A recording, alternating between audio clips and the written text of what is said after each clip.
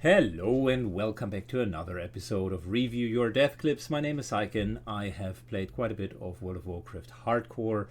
I have leveled every class to level 60, did all of the content including killing KT on both sides. So let's jump right into it and see what kind of death clips we have today.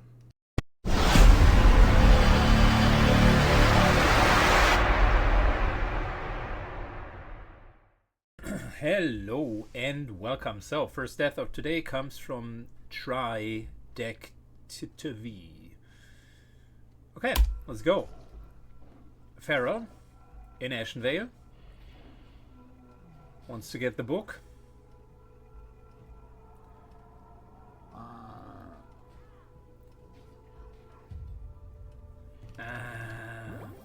That's unfortunate.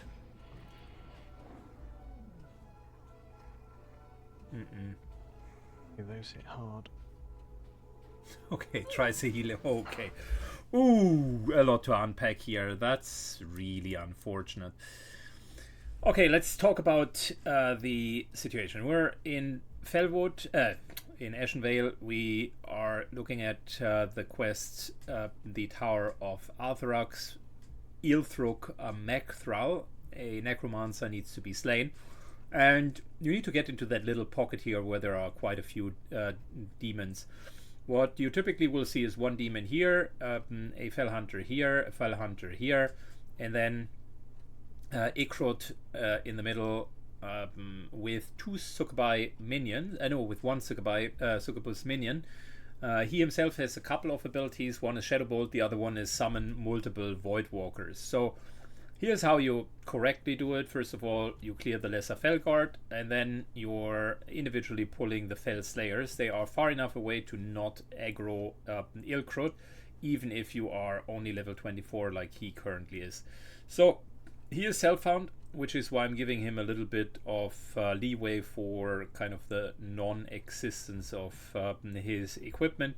He does have target dummy, he does have potion. It is obvious that he would need to improve on his UI.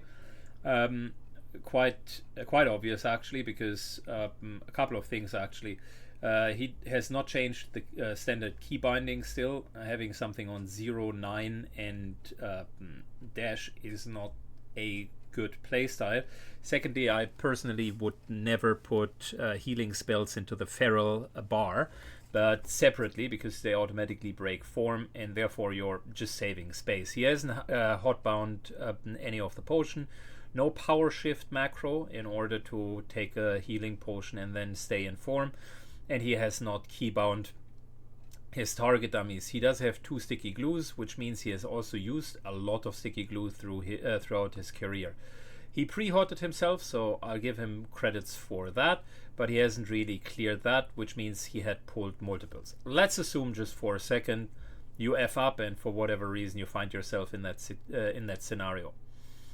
First layer doesn't have any major abilities other than countering spells and draining mana, which he can't do when you are in your feral form. Succubus deals quite a bit of physical damage actually, has a low hit point pool, but is pale in comparison to Ilkrut himself. General rule of thumb, if you're fighting against 3 enemies, you want to consider whether feral cat is really the right form. In this particular case, I would likely stay in cat, but only for the mere reason that you have 2 melee attackers and he's casting. There are advantages of being in bear, mainly the bash, which he will need. So he's fighting the Fel Slayer. Not the right call in my perspective, but he still could survive. Like, he's at full hit points. He's pulling it back, and he kills the Fel Slayer, is at 50% health. Unfortunately, and this is really where the rubber hits the road, couple of things. Number one, his sprint is on cooldown. He should have known that. Number two, he's now not thinking about target dummying. Number three, and that is the major piece, he is so much focused on the Fel Slayer itself that he let the Void Walker cast come through. And this is where Ilkrut is becoming dangerous, because all of a sudden you have not one but two minions. He is in this position, hold your thoughts for a second. And this is yet again another typical mistake that I see many newbies do. He is already quite disengaged from the combat. The right play here is to just continue to run out. That's it. Maybe drink a healing potion, maybe drop a target dummy, but use the advantage that you do have in terms of speed to just get away. Instead, what he does is he runs against this pylon. Now the Lesser Felguard skip is going to bite him in the rear. I mentioned in multiple of these videos, do not skip out clearing enemies, just kill everything. These guys are XP, and that's not a problem. Instead, he's giving himself a regrowth on top of the rejuvenation. There is even another enemy here, so this will be a rough ride even if he was to run, because jumping down here, even in Ket, he doesn't have safe fall yet, would deal quite a bit of damage. You cannot escape through here, and running through here pulls another enemy. So it's not great, even if he would be playing it quote-unquote perfect or well. But staying here, difficult situation. The whole regrowth without the ability in the healing tree to prevent interruptions is kind of pointless at this point. He's taking more damage than he is counter healing, and the HOTS themselves aren't really that impactful if you're being hit out of form for a period of time. You can see he's barely coming through with it. Now resorts to healing, and that's the problem of many people that panic. They are only focusing on the health bar because that's the only thing that they can see. The reality is, yes, that's a concern that you should have, but you should be as concerned about your positioning and where you need to go as with the health bar. Because here's the thing as well, let's just double check. I wouldn't be surprised if a Shadow Bolt would be coming in. So he's getting hit 3 times. There we go. We just saw a Shadow Bolt come in. Due to his position, he even let the Ilkor continue casting Shadow Bolts. And then Hellsport just barely gets him to 50%. He gets dazed because he runs with the back to the enemies, and then the rest is history. So, learnings here, number 1, know how to pull and the order of pulls.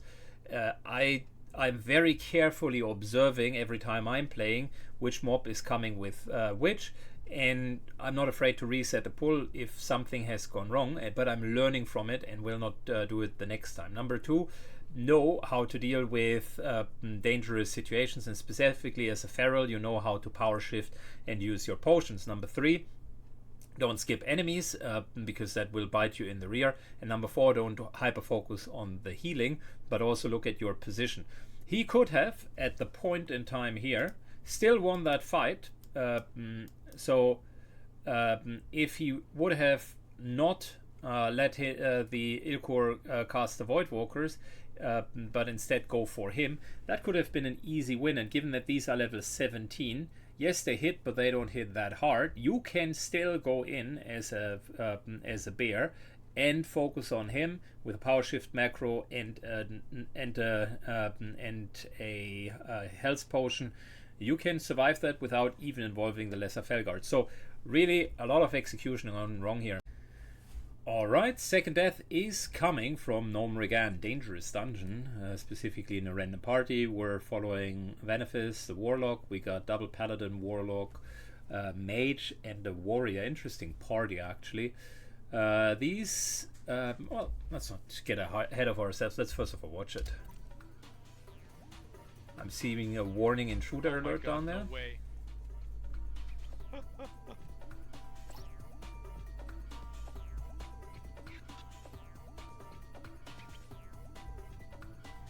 Why would you not help the warrior?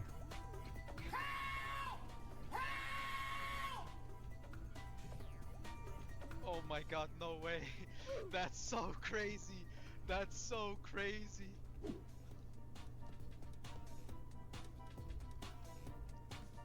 This guy, the mage let the guy die because he fucking didn't give him the thing he wanted. The the axe. Yeah. That's unfortunate.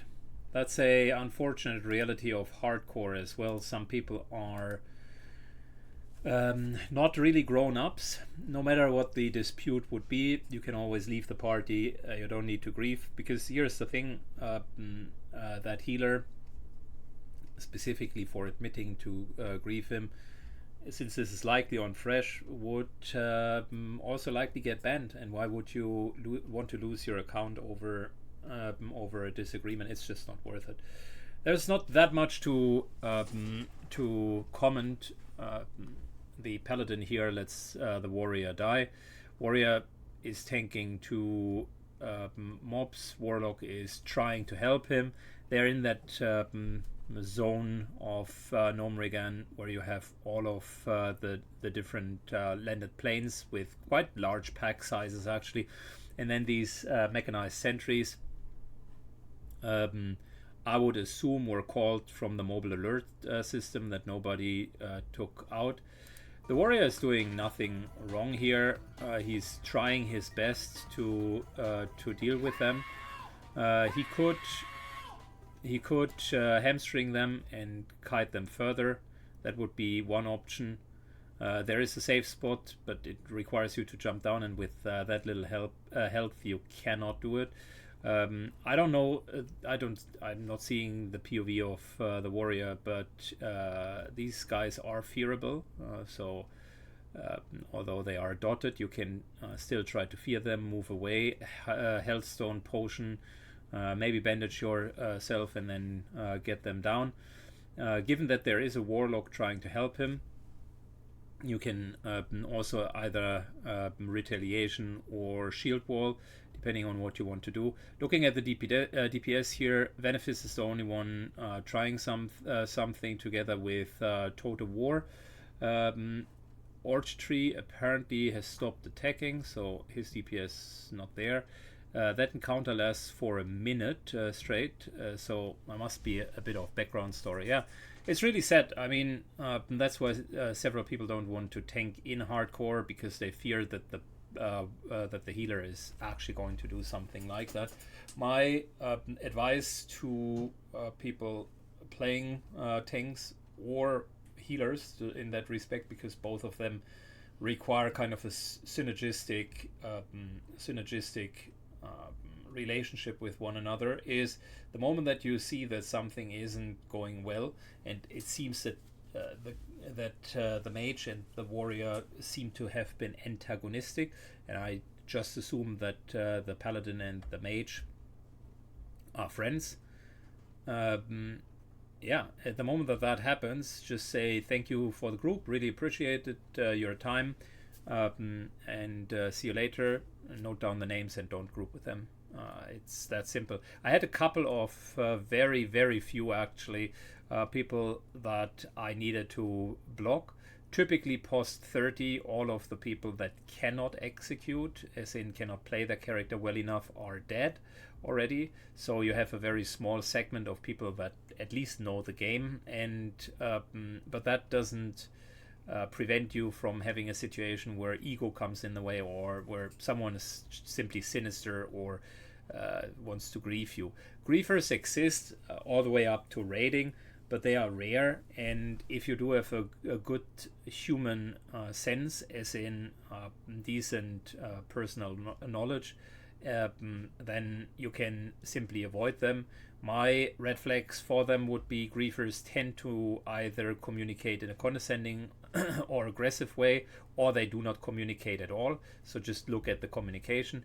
If something is off, it's always good to nicely ask. If the healer starts healing too late, you could simply say, listen, I would appreciate if you could heal earlier than 70%, or please keep me topped up. And if they then start to discuss or argue, you're just out.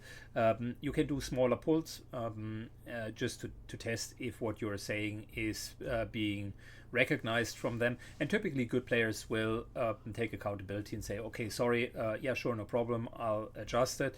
The moment that that there is ego driven or condescending behavior, I would simply say, listen, it's great, but we're not continuing.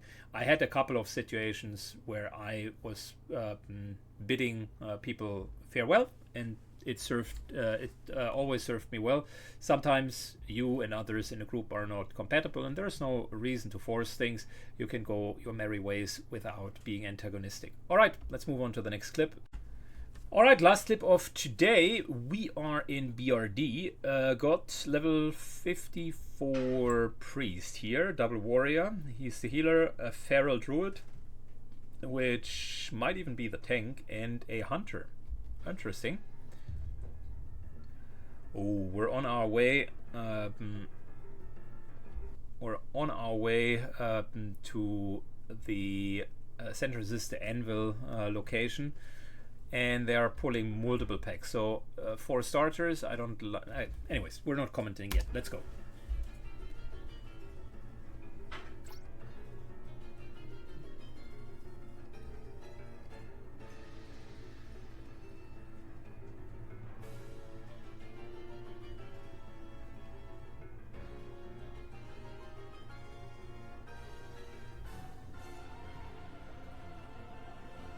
Do you see my mana?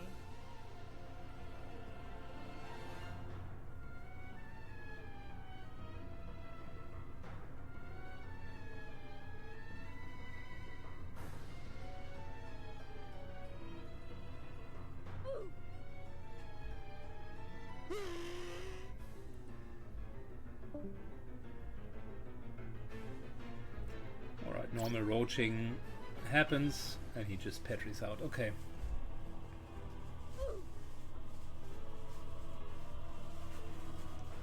Yeah, there's no reason that pull would go this bad. Alright, let's talk about healers again on this one. This is almost completely on the healer. So let's have a look at what can be improved. We're looking at the UI as per the usual. So uses standard UI, uses rate frames, has not put the group into any better position for healer. It's actually quite important that you can see the health bars, and I don't like that setup a lot. If it works for him, great, but that is not a good healer setup. Does have his bars filled. However, I can already tell by looking at his skills that he hasn't hotkeyed important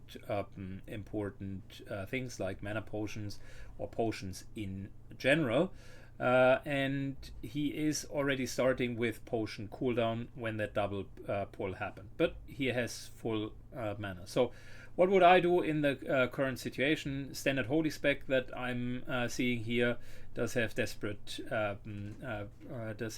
healing, as but it is on cooldown. Does have prayer, which he later uses. Doesn't have any downranked spells, so it tells me that he maybe does not yet have plus healing gear, or that they don't really know how to right size the healing. So what's important when you're in that situation? The healer needs to use all of their resources, like every global cooldown, with as little time in between, in order to basically push out an adequate amount of healing, not too much, and whilst looking at their mana bar. What's going to kill them is that he's using way too quick and way too expensive healing spells, which at the end is a problem. Side comment, I don't know the cooldowns of the druid, but all of that could have been easily prevented by an innovate. But that is besides the point. We're just focusing on this healer and his inability to keep them alive. 2 packs, not a big problem. The trap is actually very, very well placed, and they do have a super beefy front line. Multiple taunts that you could use. The fact that they are writing tells me they are yet again not on Discord, so that's another problem. As a healer, I would recommend doing that, or make it a requirement to even go into the dungeon. So correct play here is he had already shielded Mira. Mira is at low health, so I do agree with his decision to flash heal, because he needs to put out as much healing as possible. I do disagree with the fact that Mira does not have a renew on him, and I also disagree with the fact that he doesn't have a renew on himself. He has obviously taken some damage at some point, and there is no renew. He does have power infusion, which is not a global cooldown, so he could at this point power infuse himself and then simply use flash heal to top Mira and only Mira off. He uses his flash heal to actually heal himself, which is bad. I don't know what to say. This is the absolute wrong call. He doesn't have aggro at this point. He had more than half of his hit points. This is a cowardice move, and it's not good. He is even making it worse because his tank is in a situation where they don't have a lot of outs. He then hits flash heal and is now healing Mira. And you can see he's kind of barely keeping up. Dummy is going down. Okay, fair enough. At this point, stop. At this point, Mira is over 50%, and you can see has also frenzied regeneration going. And these are the details that you need to take into consideration. This very weird frame setup. This is a little bit moved. This is a little bit moved. Doesn't even allow him to really see what kind of hots are ticking on him. And he apparently has thrown a renew to the other warrior. Be it as it may, the correct play here is greater healing on Mira, top him off, renew himself, renew Mira, and just let it tick, because that will be the best bang for the buck. So, finds himself in a situation where he's now drinking a greater mana potion. I agree with that. Nearly 2000 mana should be easily enough, and he then goes for Prayer of Healing. Potentially the worst possible thing that he could do at this point. Prayer of Healing heals everybody, creates massive amounts of threat, but also massive overhealing. And there are very, very few niche situations where you should go with Prayer of Healing. Besides the fact that he has already wasted critical time in moving whilst not casting. You should only move as a priest if you're insta-casting at the same time. There should not be a lot of time in between it. You will see it on my priest playthroughs. I'm always casting because I'm always doing something in extreme situations to basically pump out more healing. If he used half of the movement time to just put renews on all of them, that would be good. He's also looking in the wrong direction. As much as I appreciate like focusing on something, not seeing what's happening behind him is bad.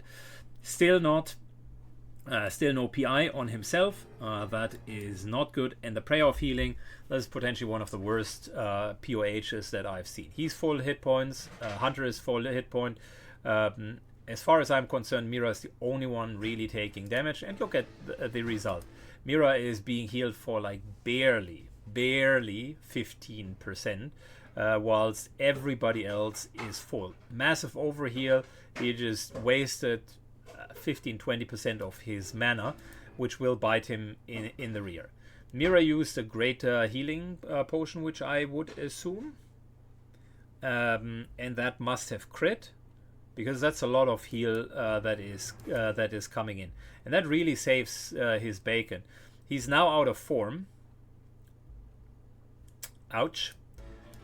And reshifts into form. Incorrect to put a shield on him for multiple reasons. Number one, Mira didn't have a power shift macro, and didn't spec into the talents that allow him to regain a little bit of rage when he shifts.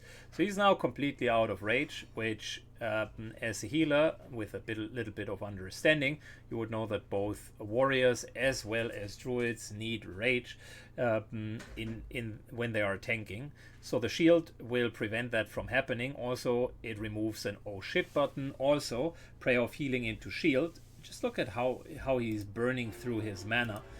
This is not good. There's still one pack, and they could easily go through that if the healer just does what they are supposed to do.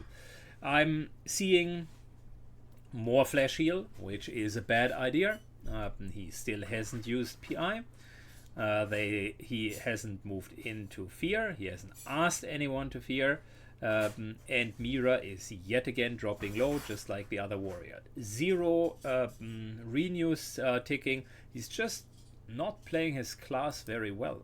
That is the reality here. He's calling for a kite. Okay, Hunter is out of mana.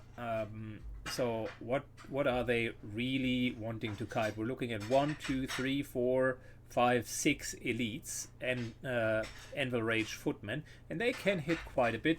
You can see that the druid is getting hit quite badly, and they do have hamstring on top of it, which makes it bad. Now he finally completely tapped himself.